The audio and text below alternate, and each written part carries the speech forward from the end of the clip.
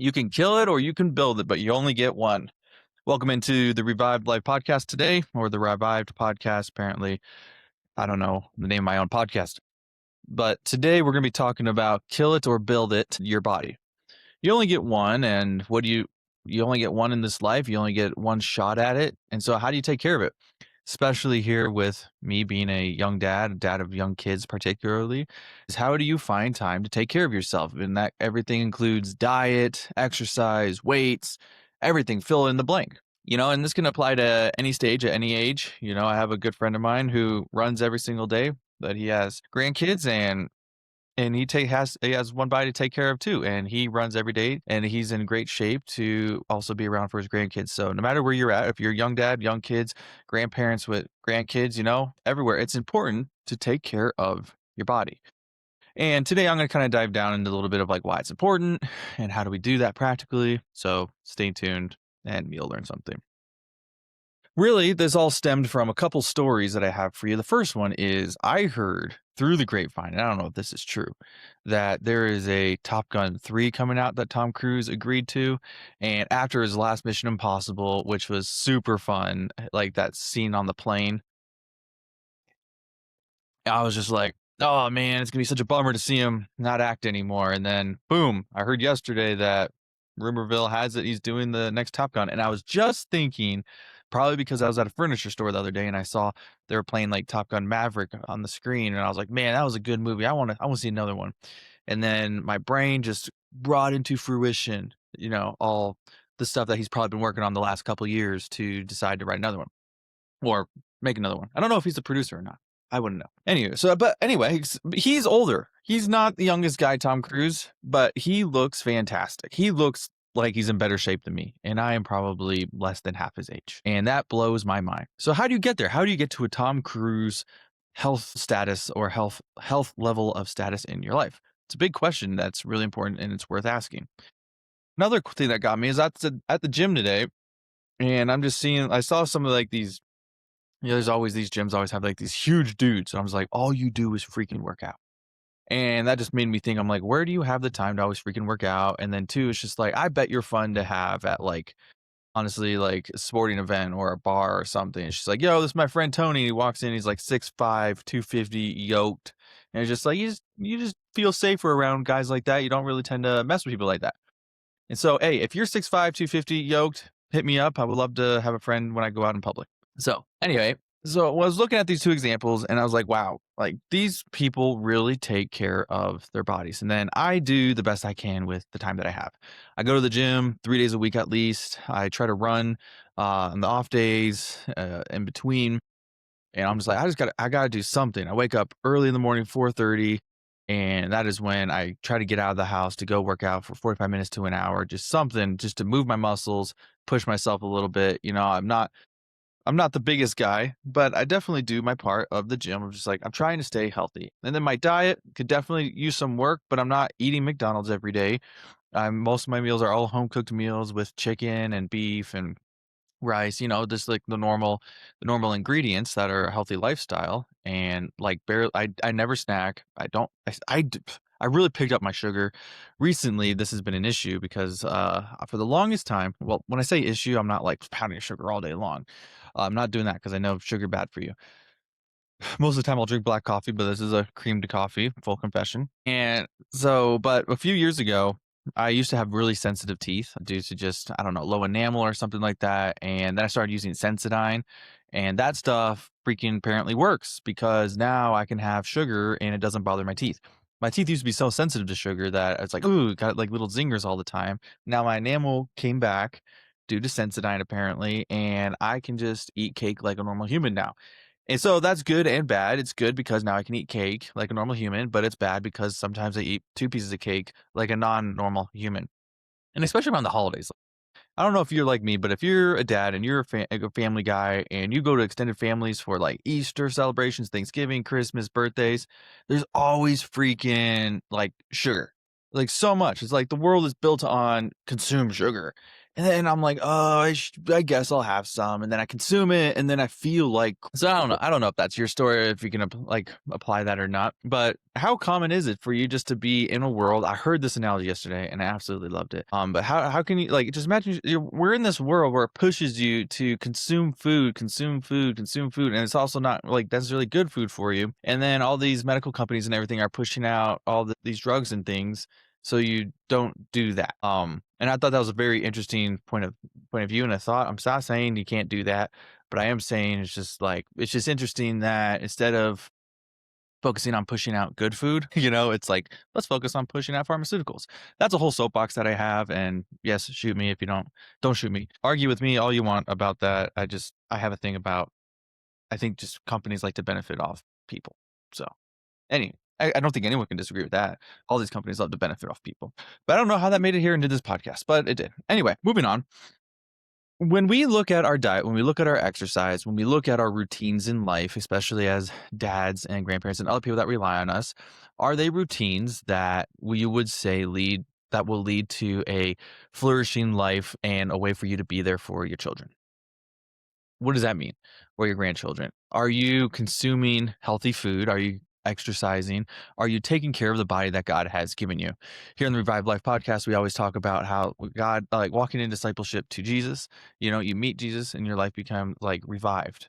And so that's why you have the shirts on the store that say like revived, reclaimed, and redefined. It's like you're not like reclaimed as God's kids. It's like you always were, but now you found them and now you got to live differently.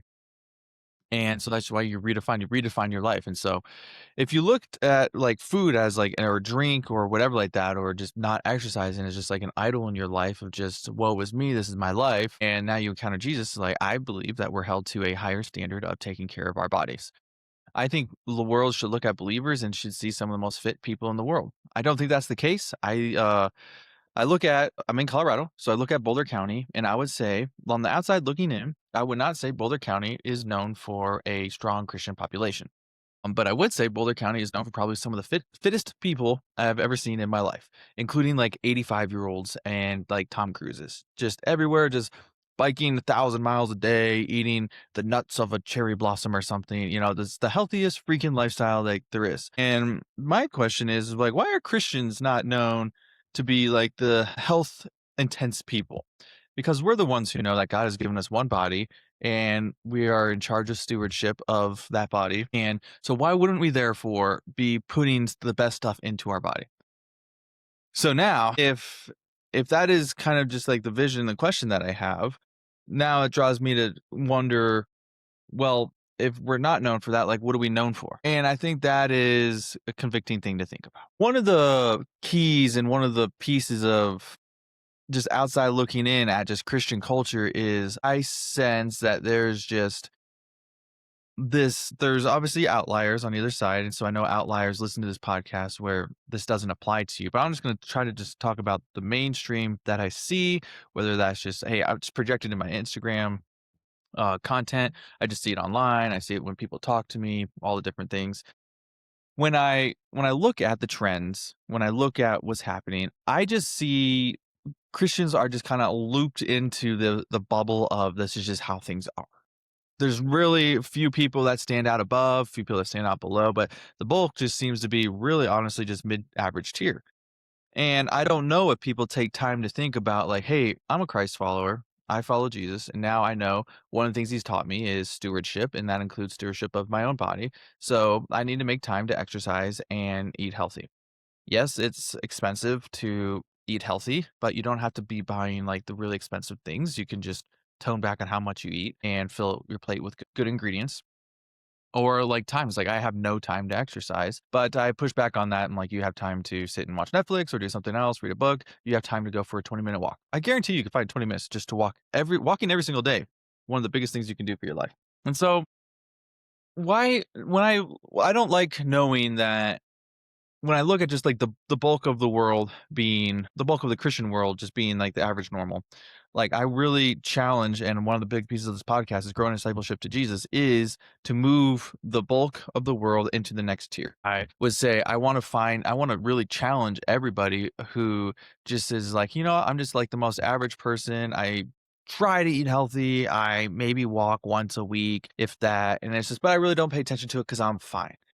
I hate to break it to you. If you're not intentional with taking care of yourself, fine is going to turn into not fine real fast. I love seeing this all around social media. People take it and post it and reshare it all the time, but it's like always choose your heart. You ever seen these?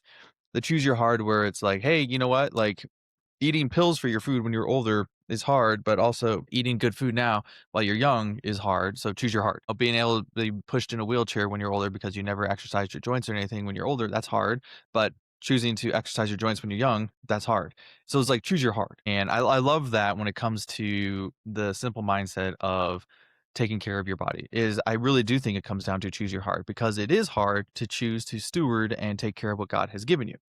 So now in the realm of just being a dad and in the family is how do you break out of that normal main track of I'm just getting by, I'm doing what I can, and I don't have time to put on exercise. I don't have money to invest in better food. So how do you do this practically? And I would say instead of adding, let's look at subtracting. One of the biggest things that the world is out there to get you with is you always need more, more, more, more, more, and they always try to stuff so much into. I wish I had a glass jar, but they just throw everything in there, and there's just no room for nothing. But then you realize that in that jar, you're carrying so many things that don't need to be carried.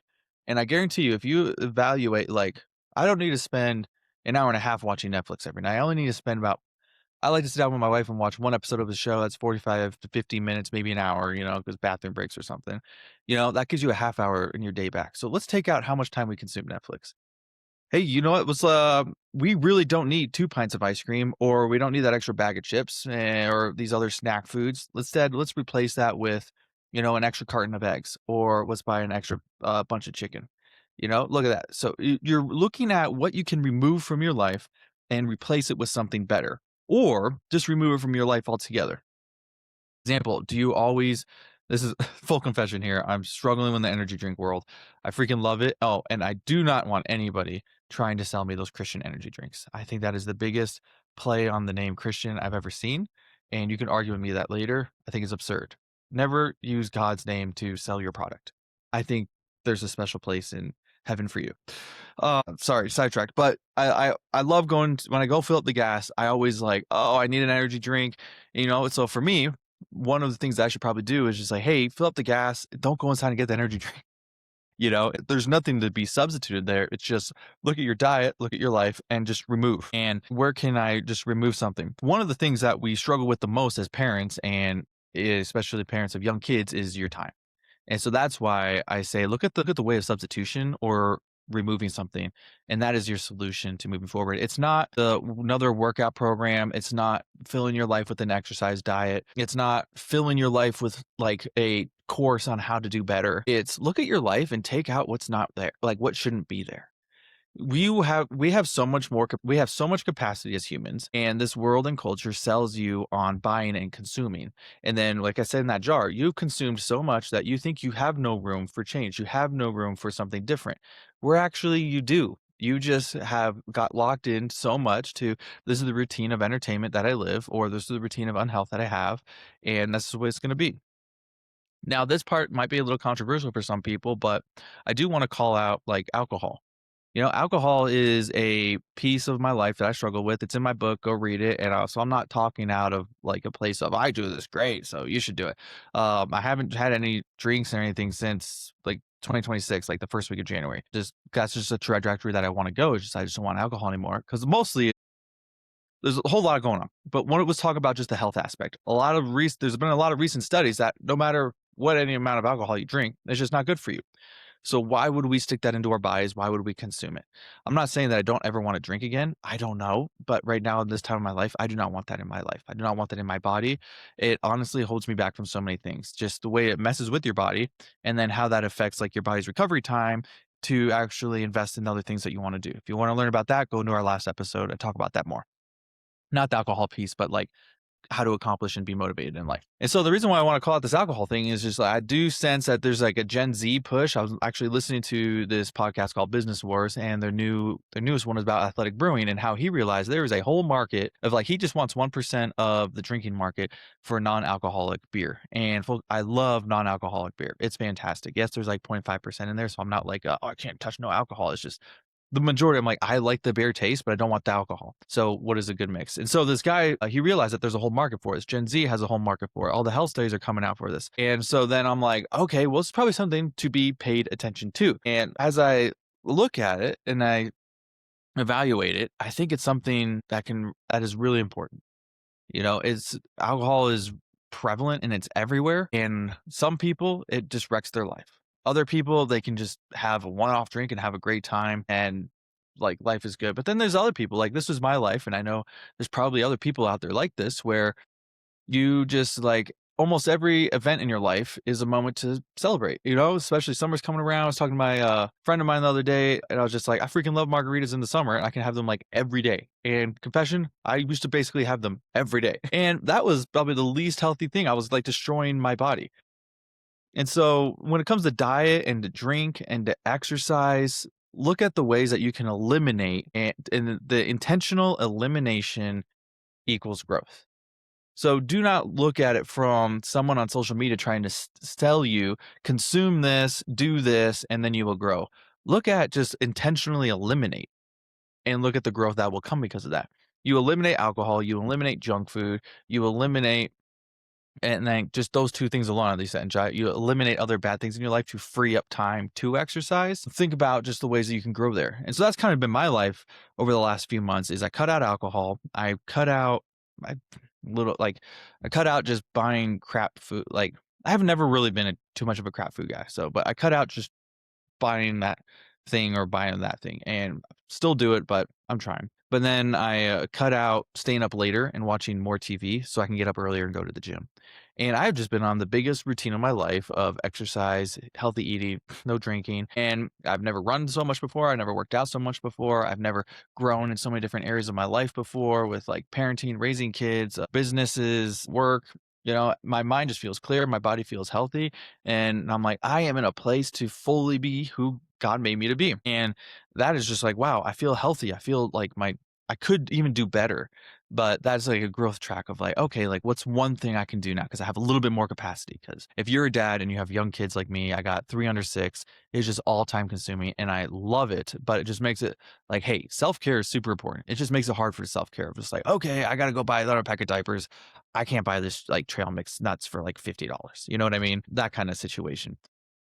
And so even though I'm in that season, I just absolutely love it and I'm going to miss it. I was thinking about this yesterday. I'm going to so miss it when like I don't have the little like coming in my bed at night and never getting a good night's sleep and all these things that the health freaks always tell you should do. It's just like there's nothing that's ever going to replace that and I make the most of it and I love it. But in the other areas, because my time is so sparse, because I am so strained on every edge, this is the time where it's like you have to. It's like I think you will just really suffer through like the early years of childhood if you aren't doing your best at your diet and exercise because you are spread so thin already that you don't have room to, oh, what's the word I'm looking for? You don't have room to sabotage your body with these bad things. And I write about this in my book. Like I've sabotaged like my body, like for the first like few years of having kids because I was living like I didn't have kids. And then I realized I'm like, I have like no energy. I'm like, I'm always getting up at night. I'm always getting up early. I'm always staying up late. I'm always doing all these things, so much work. And I'm like, I need to put my best foot forward. And if I'm not putting my best foot forward, like everything is just going to start suffering. And like, I think this is chapter 6 or chapter 7. So go read more of that. But I'm like, I gotta put my best foot forward. Like, I'm tired of waking up exhausted. I'm tired of not having energy. I'm tired of just not feeling like I have the capacity to grow as a dad or a husband or a worker, and I'm just like, I'm tired of feeling this way. And so like that was part of the journey of cutting out the alcohol was kept me up too late at night. It's disrupted my body and everything in between. And because during this time I also did exercise, but my exercise, like there's many days I skipped exercising because it's just like, oh, I got a bad night's sleep because I stayed up too late drinking beer and now I just feel like fat and just don't want to get out of bed. and I'm just like, well, that wasn't good for anybody. And then the next day, deal with the mental fog of it all. So that's my story on that one. But the what I'm getting at here is there's a lot of places in your life that you can succeed, but you have to look at what you're doing to it that might be sabotaging it. And then that goes into how are you taking care of the body that God has given you? As I said, you can kill it or you can build it, but you only get one. And that is your body. That is the temple that God has given you. And you kill it by not taking care of it, but you build it by just doing small intentional things. I feel like this podcast can be really big on like getting into the weeds and of everything, but I kind of just want to talk about this from just this big top level because I don't think us dads need more do this or do that. We just need more like awareness of what am I currently doing? Let me evaluate what I'm doing and what can I do to actually make myself better in the sense of what can I take away from my life to free up like the other parts of it. I guarantee you give up drinking, you're not going to regret it.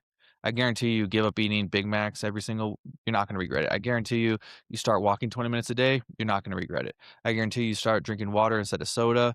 I guarantee you we're not going to regret it. I guarantee you do all these things to take care of the body that God has given you, and you're going to be like, wow, I feel so good to do blank. And you're going to start thriving in the environment that God has put you in. And isn't that what you want? Isn't that what you desire is to put your best foot forward? Are you tired of walking around tired? Are you tired of walking around with brain fog? Are you tired of walking around just not knowing like what to do? Don't come at me with, uh, well, you're not a health person, blah, blah, blah. I'm like, yes, I am not a health person. I look at other health people to learn what to do that is healthy, and I do the best I can, And so, especially in the area of you got young kids and you're spread thin, do the best you can because doing something is better than doing nothing, and then everything compounds over time. So you start eating healthy now, you're going to start eating healthy over the years, and eventually you're going to get some of that time back because your kids are going to grow up and you're going to have established a good foundation for, wow, let's just move on with our health. I'm looking at some of these older people who, like Tom Cruise, people in the gym, people online, they are definitely older, and it's just like, wow, they're still mobile. They play on the ground with their grandkids. They have a good time with their life because they took care of their bodies. And that's what I want for us. That's what I want for you. And so look at your time right now and what are you doing? What can you intentionally remove so that you can grow? It's a little bit of reverse sales there. Well, anyway, thank you for joining us today on the Revive podcast. And my challenge for you today is look at what you can eliminate from your life and eliminate it. Or cut back. Start small. Don't just say, I can't do this. It's too overwhelming. Hey, just if you love drinking every day, just cut out one day. If you love going out to eat every day, cut back one day. If you have no time to exercise, just do 1 20-minute walk this week. All right. And then the next week, just try to add on to that little by little. And the next thing you know, if you can get it throughout your whole week, if you can get it like double your time over the next month, like look what you can do, but you have to start. That's a whole nother podcast of just you got to start. If you don't start, nothing happens. So that's the challenge for the week. All right, everybody. Well, thanks for joining us today. I hope you have a great week. Take care of your bodies, and cheers.